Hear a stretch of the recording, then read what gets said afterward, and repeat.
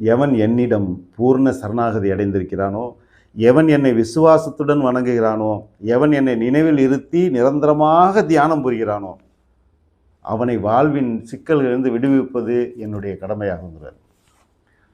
தியானத்தை மட்டும் கட் பண்ணி ஓரமாக வச்சுட்டோம். தியானம் அதுக்கு இங்கே தான் வரணும். இப்போ திருப்பி தியானம்னா 20 நிமிஷம் பண்ணுறதல்ல. எந்த நேரமும் அவர் சொல்கிறாரு, எவன் என்னிடம் பூர்ண சரணாகதி அடைவதே தியானம் தான். அடைஞ்சிட்டு திருப்பி ஒன்னொன்றுக்கும் திருப்பி நான் காலையில் ஒரு சரணாகதி, மாலையில் ஒரு சரணாகதி, ஒரு நாளைக்கு 3 சரணாகதி நம்ம அடைவோம். அது சரணாகதியே இல்லையே, ஒரே சரணாகதி. அது ஒரே சரணாகதி அடைஞ்சிட்டா அதுதான் தியானம். தியானம் தனியாக பண்ண வேண்டிய அவசியம் இல்லை. அதை 2-3 பாயிண்ட் அதை சொல்கிறாரு. விசுவாசத்துடன் வணங்குகிறானோ, எவன் என்னை வணங்குறோம் தான். கூப்பிட்டு போனதுனால பெருமாள் கோயிலில் வணங்குறேன், அது விசுவாசமான வணங்குமா என்ன?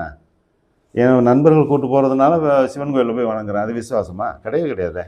அந்த மாதிரி அதை தாண்டி சொல்கிறார், எவன் என்னை விசுவாசத்துடன் வணங்குகின்றானோ, எவனை என்னை எப்போதும் எவன் நினைவில் நிறுத்தி வணங்குகிறானோ, அவனை நான் எவனை நிரந்தரமாக என்னை எவன் நிரந்தரமாக என் மனதிற்குள்ளாக அவனுடைய மனசுக்குள்ளே இருத்தி தியானம் செய்கிறானோ, அவனை விடுவிப்பது எனது சிறப்பு இயல்பாகும், கடமையாகும்.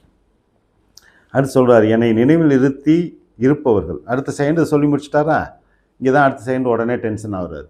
அது டென்ஷன் ஆகுறாரு. நீங்கள் அந்த பாடத்தில் படிக்கும்போதே தெரியும். இது மாதிரி இருக்கிறது என்னுடைய சிறப்பு இயல்பு. நான் அவனை விடுதலை அடைய வைப்பேன். அது மாதிரி செய்யலைன்னா என்னை நினைவில், இந்த வார்த்தையை நீங்கள் அங்கே போட்டுக்கணும். அது மாதிரி செய்யலைன்னா அடுத்து சொல்கிறாரு, என்னை நினைவில் இருத்தி இருப்பவர்கள் எங்கனம் உலகப் பொருட்கள், உணர்ச்சிகள் இவைகளில் கவனம் உள்ளவர்களாக இருக்க முடியும்.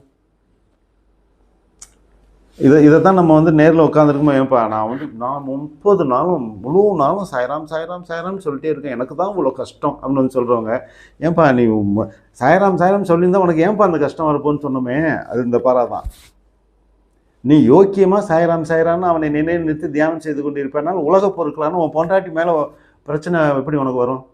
பொண்டாட்டி சொன்ன வார்த்தை உன் காதில் எப்படி வரும்? சாய்ராம் சொல்கிறவனுக்கு எப்படி உலகப் பொருட்கள் கவனத்தில் இருக்கும்? உலகப் பொருட்கள் மட்டும்தான் நம்ம கவனத்தில் இருக்குன்னா, சாய்ராம்ங்கிறது விசுவாசத்தோடு நம்ம சொல்லலை. அப்படியே போட்டு பாருங்கள். விசுவாசம் பொண்டாட்டி மேலே,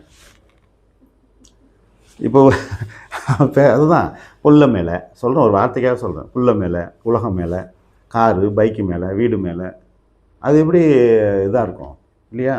அவர் எனக்கு கொடுத்துருந்தாருன்னா எல்லா பொருட்களும் இறைவன் கொடுத்ததை, ஈசாவாசியம் ஜெகத்கஞ்சாம், எல்லா பொருளும் இறைவன் கொடுத்தது, அனுபவிச்சுக்கலாம், சொந்தம் கொண்டாட முடியாது. நீங்கள் சொந்தம் கொண்டாடிட்டீங்கன்னா இறைவனை மறந்துடுவோம்.